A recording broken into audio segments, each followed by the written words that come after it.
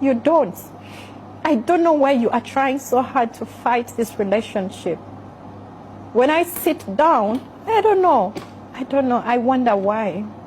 Akatambi ka Catherine Kusasira nebindeeba kabizadde masa ongenda kubanga kulaga si akokolaba wabulanga rape amaziga agamiseemu oluvannyuma halw'okulaba nti omwami we ayinza okubanga yatwalibwa danja kusaba video eno ogiweemu ku kadde kati omukyala bamuyita Brenda V wali mu ggwanga ly'e America era nga eno kirowoozebwa nti ate obulya ye wasingira ddala okuva emberebezi omukyala oyo agambibwa okuba nti era nga yali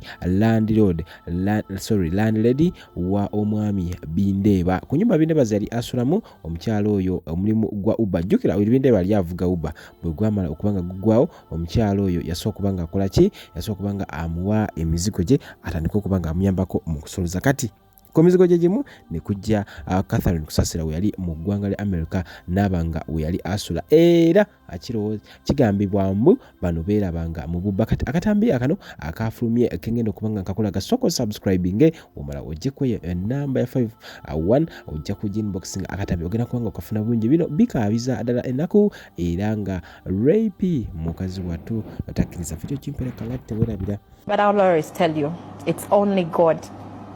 Eyatugata, and it will only be him. Agendo twawula. I love you from the deepest part of my heart, and I will forever love you. Thank you, my husband. In brief, you can never keep a man who wants to go. Bindeeba ayagala okusigala, that's why I still have him.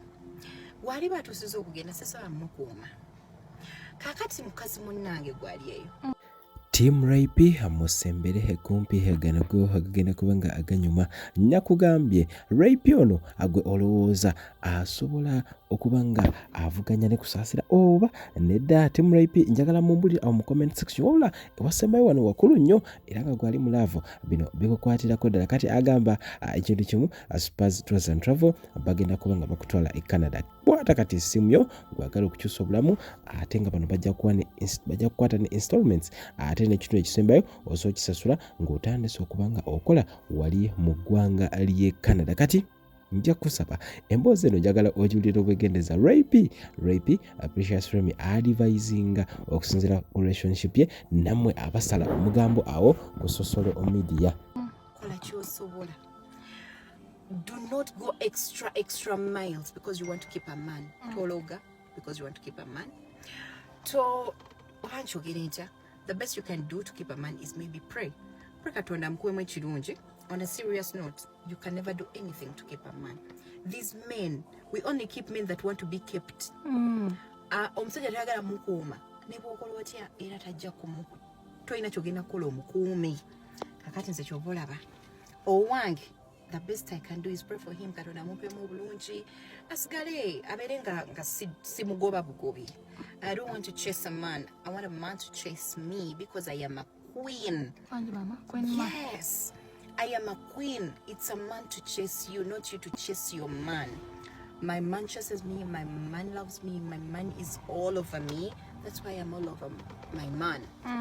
It's okay to be all over your man. Woba olabanga naye kyekyo kyakulaga. Naye okubye essimu emu tebagikoteyo, okubiri tebagikoteyo, okusatu okutaddeko message tebagizeemu enkyano talikira bana era okyali ku kintu kyekimu my man oyo taba wo aba alina gyali ate ye waaba amwagala omukazi nga mwagala toyina nsonga ekusigaza mu relationship omusajja nga takwagala eyo kiba kitegeeza oli mu relationship wekka. Make sure you're in a relationship with someone. Don't be in a relationship alone. Omusajja gokubidde leero n'atakwata n'enkya text message kino takuddamu akuzeemu after week akuzeemu after days oyo takwagala mukwano. Ate abakazi bo nabo bamanyi obasindika message ne bataddamu ne bakuyana vice versa. N'omusajja ng'olina omukazi gw'olina ezo ziba red flags nga zikulaga nti mutuufu sikuliiko. Okitegeera butuufu omuntu aba atakuliiko just lwakubanga tetumanyi kusoma ate red flags twebuzabuza nga tuziraba. Kumbe tuziraba ne tuli kwebuzaabuza. Kitegeera mulekera okwebuzaabuza. That's why bannange abasinga muzadde abaana nga basajja tebabaagala. or because omusajja yakulagirawo from the start sikwagala, I'm just using you. Mukimanyi n'abakazi nti no, there are men who are just using you and you're also seeing it, but you still insist in this relationship. Ng'omusajja omulabira ddala talina gyakutwala. Bw'baagala luyimba lwa gundi bajulisi babiri baguma. Oba osazeewo okuguma mukwano guma, naye bino ebyange bye bankola tojja bisuubira. Awo guma, naye woba oyagala omukwano gukunyumire, yagala akwagala. Awo omukwano gugenda kunyumira ng'okuba essimu n'agimisinga addamu n'akuba, obanga naye bwakubira n'ogimisinga oddamu n'okuba. Oba ne ku byokola. Gwe mukwano ogunyuma. Nze owange mukwano bakimanyi, owange bw'akuba essimu buli kimu kiyimirira. Bebi akubye, cocktail akubye, omwami akubye, tata akubye, kabebi kakubye, buli kimu kipoozinga kubanga nange nkimanyi essimu yange bw'evuga buli kyakola kipoozinga. N'olw'ensonga eyo, we are each other's world. We belong to each other. Nkimanyi abantu baliyo bagamba muwaane mutijjise naye ojja bimira ojja biza. Nawe oyimanyi babyogera. Of course. But when that time comes, it will end in tears. when that time comes, I will deal with it. Omwami wange aba alina omukazi yenna gwe wamukwano omwami wange mwami taswakwana mukazi ng'akukwana ku deal ki bwe yamukwana naawe enze gwe yakomako kwana nampa engagement ring eyalumya abantu omutwe.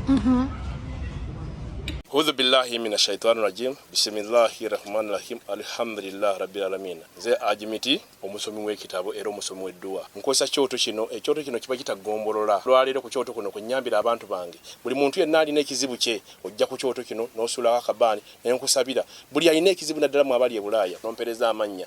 Naye nga suula mu kyoto kino ne nkusembera edduwa ne nkuggyako ebizibu n'ebiba bikusumbuye. Walemererwa mirimu ki ddala mu abali e Bulaaya, abali mu nsi muno mu Uganda, abalemeddwa okufuna visa. Nantegeeza eri abaana Adamu enkozesa nkofu ku kyoto kuno. Namala okusindika enkofu eyo negenda ebanja amabanja ge bakubanjiza gonna. Gwe yalema okufuna okuweebwa Ajimiti nkozesa amazzi ku nnyanja kuno kumulengera ku mazzi wano. Ajimiti nga bwe nnyimidde olwaleero ng'okumasira abaana Adamu. Bompereza ebiwandiiko byonna bye bompereza ng'oli e Bulaaya. Mbikwata ne mbizinga ne mwandika kapapula ne mbisula mu nnyanja ne nsaba Allah gwe nsinza asumulule ebyo bye babikulemeredde. Awa visa agifuna alemedde ofuna omusajja omulungi amufuna. Sangeba ku namba 0752871515. Nawulidde nti nono owataano yakola secondary bound nti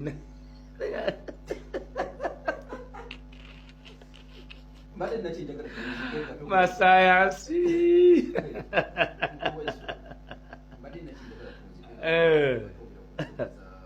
ogeza masayansi ogeza onoonya sula supermarket zo zonna zigwe n'amasomero ga nasale obenga capital gwe watwala ku sente z'omusolo oluwombo lw'omunansi watwala lwa bwereere ebyo tolina gwenza tiisatiisa. Nawulidde bayogedde babaddeyo ku puroguramu ezimu, nawulidde ne Nsereko Muhammad naye ng'oyomuku mwegatte mulengo begatte mulengo nti bateekateeka genda mu kooti naye Waiswa mukumanyi bangambye nti balina bufayiro bwe baagala otutegekako Waiswa naye nze I am as formidable as you can hear me and see me. Kankiddemu nze ndi mweteefuteefu ndi mugundiivu nga bw'ompulira mu ddoboozi era nga bw'ondaba gwe abandabyeko. Era totuula eyo naye gwe Kayongo mwali mulabyeko kye bayita Africa's legal showdown. One of those